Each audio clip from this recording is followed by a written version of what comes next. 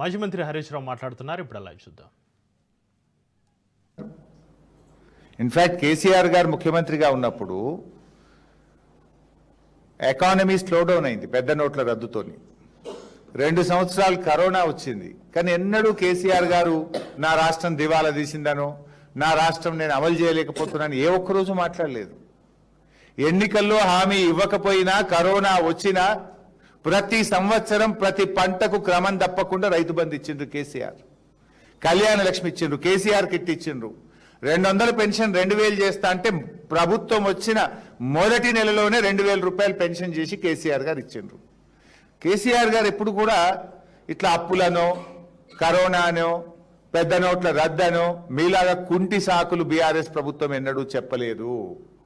మీకు చేతగాక, పరిపాలన రాక, మీ ముఖ్యమంత్రి ఏమో చెప్పులు ఎత్తుకపోయేటో లెక్క చూస్తున్నారని మీ ముఖ్యమంత్రి, అప్పులని నువ్వు, మీరందరూ కలిసి మీ అసమర్థత, మీ చేతగాని ప్రభుత్వం అని, మీకు దక్షత లేదు అని ఇవాళ మీకు మీరే చెప్పుకుంటా ఉన్నారు. నిజాయితీగా ఉంటే నేనేమంటున్నా అంటే, మీకు నిజాయితీ ఉంటే ఈ సమస్య వచ్చేదే కాదు. ఎన్నికల సమయంలోనేమో అన్నీ చేస్తాము, తప్పకుండా చేస్తాం, ప్రజలు నమ్ముతలేరని బాండ్ పేపర్లు పంచారు. మీ బాండ్ పేపర్లు కూడా నమ్ముతారో నమ్మరో అని సోనియా గాంధీ, రాహుల్ గాంధీ, ప్రియాంక గాంధీలతో చెప్పించి నమ్మించి ఇగో ఇవి గ్యారంటీ కార్డులు. ఆ రోజు ప్రజలు నమ్మరని ఒక దిక్కు బట్టి ఇంకొక దిక్కు రేవంత్ రెడ్డి సంతకాలు పెట్టి గ్యారంటీ కార్డులు పంచి డ్రామాలాడి ఇవాళనేమో అప్పులు అని సొల్లు పురాణం, లేని అప్పులు ఉన్నట్టు చూపిస్తూ కుంటి సాకులు చెప్తూ డైవర్షన్ డ్రామాలకు మీరు పాల్పడతా ఉన్నారు. మీ అపారమైన అనుభవం మీకు ఉపయోగపడ్డది. ఎక్కడ ఉపయోగపడ్డది అంటే కమిషన్లు దండుకోవడంలో ఉపయోగపడుతుంది. బట్టి గారు సింగరేణి స్కాము, విద్యుత్ స్కాము, హ్యామ్ టెండర్ల స్కాము, గురుకుల టెండర్ల స్కాము, ఇసుక స్కాము, ఒక్కటా మీ స్కాములు, హిల్ట్ పాలసీ స్కాము. అంటే మీ అపారమైన అనుభవం అంతా కూడా ప్రజలకు గ్యారంటీలు అమలు చేయడానికో, రాష్ట్ర ఆదాయాన్ని పెంచడంలో కాదు, పూటకో స్కామ్ చేయడంలో మీకు మిమ్మల్ని మించిన వాళ్ళు ఎవరు లేరు. అందుకు మాత్రం మీకు ఉపయోగపడతా ఉంది. ఇక అప్పుల విషయానికి వద్దాం. నిన్న హడావిడిగా బట్టి గారు వచ్చి డ్యామేజ్ కంట్రోల్ మళ్ళీ గొంతు పెద్దగా చేసి ఏదో గట్టిగా బిగ్గరగా అంటే, నేను ఒక్కటి అంటున్నా బట్టి గారు, రంకెలు వేసినంత మాత్రాన అంకెలు మారవు. అంకెల్ ఈజ్ ఆల్వేస్ స్టాండర్డ్. ఈ అంకెలకు బడ్జెట్ ఉంది, ఒక కాగ్ ఉంది, సోషో ఎకనామిక్ సర్వే ఉంది, బడ్జెట్ లెక్కలు ఉన్నాయి. These are all public domain. మీరు కోపానికి వచ్చుడో, ఆగ్రహంగా మాట్లాడుతానో, ఊగిపోతానో లెక్కలు మారుతాయా? మారవు కదా. మీరు ఫైనాన్స్ మినిస్టర్ అయ్యి ఉండి ఒక బాధ్యతాయుతమైన రాజ్యాంగబద్ధమైన పదవిలో ఉండి కూడా తప్పులు మాట్లాడొచ్చునా, అబద్ధాలు మాట్లాడొచ్చునా నేను అడుగుతా ఉన్నా. నేను లేనిదేమీ చెప్పట్లేదు. డాక్యుమెంట్లు అన్నీ చూపించి సాక్ష్యాధారాలతో సహానే ఇది అసెంబ్లీలో మాట్లాడినా, మళ్ళీ ఈరోజు కూడా మాట్లాడుతున్నాను.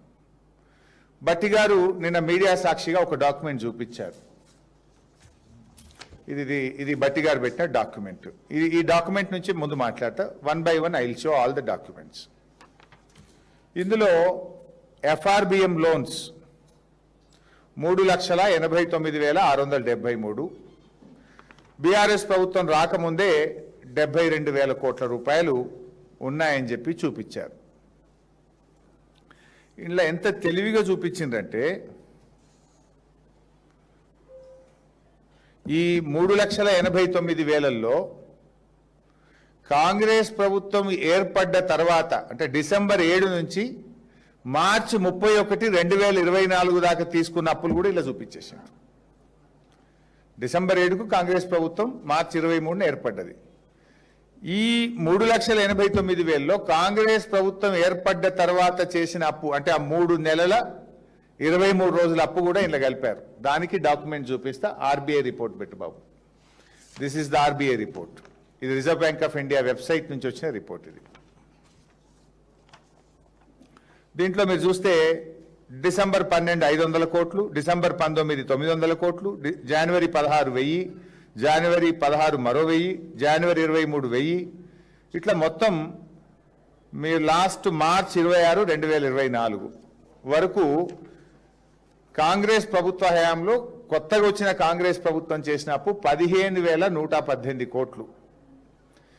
ఈ 15,118 కూడా బీఆర్ఎస్ ఖాతాలు జమ చేసిండ్రు. ఈ 15,118 మరియు పాతది 72,658. ఇది బీఆర్ఎస్ ప్రభుత్వం రాకముందు ఉమ్మడి రాష్ట్రంలో వారసత్వంగా మనకు వచ్చినటువంటి ఎఫ్ఆర్బిఎం అప్పు. అయితే ఇప్పుడు ఇందులో బట్టి గారు ఏం చెప్తుండ్రు? ఫైనల్గా 5,16,881 ఇక్కడ రాసినారు. టోటల్ లోన్ ఎఫ్ఆర్బిఎం అప్పు ఒకటి, కార్పొరేషన్లు తీసుకొని ప్రభుత్వం చెల్లించే అప్పు 1,20,208. మీరు బోర్డు మీద చూస్తున్నారు. మొత్తం కలిపి 5,16,881. ఇందులో మనం తీసేయాల్సింది ఏంది? ఈ 84,268 ఏదైతే ఉందో ఇది తెలంగాణ ఏర్పడక ముందు ఉమ్మడి రాష్ట్రం వారసత్వంగా వచ్చిన అప్పు 84,268. మీరు చూస్తున్నారు కదా. ఈ 5,16,881 నుంచి ఈ 84,268 తీసేయాలి. ప్లస్ నేను ఒక అప్పు మా దాంట్లో కలిపిందని చెప్పిన ఏది 15,118.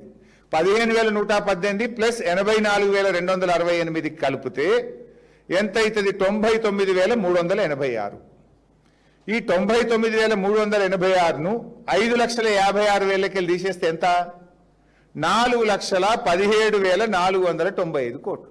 This is the loan BRS హయాంలో రాష్ట్ర ప్రభుత్వ ఖజానా నుంచి తిరిగి చెల్లించవలసిన అప్పు 4,17,495. ఈ 4,17,000 అనేదాన్ని ఇప్పటికి నేను 40 సార్లు చెప్పిన, అసెంబ్లీలో చెప్పిన, బయట చెప్పిన, టీవీ డిబేట్లో చెప్పిన, మళ్ళీ ఈరోజు చెప్తున్నది కూడా నిన్న బట్టి గారు చూపించిన కాగితం నుంచే చెప్తా ఉన్నా.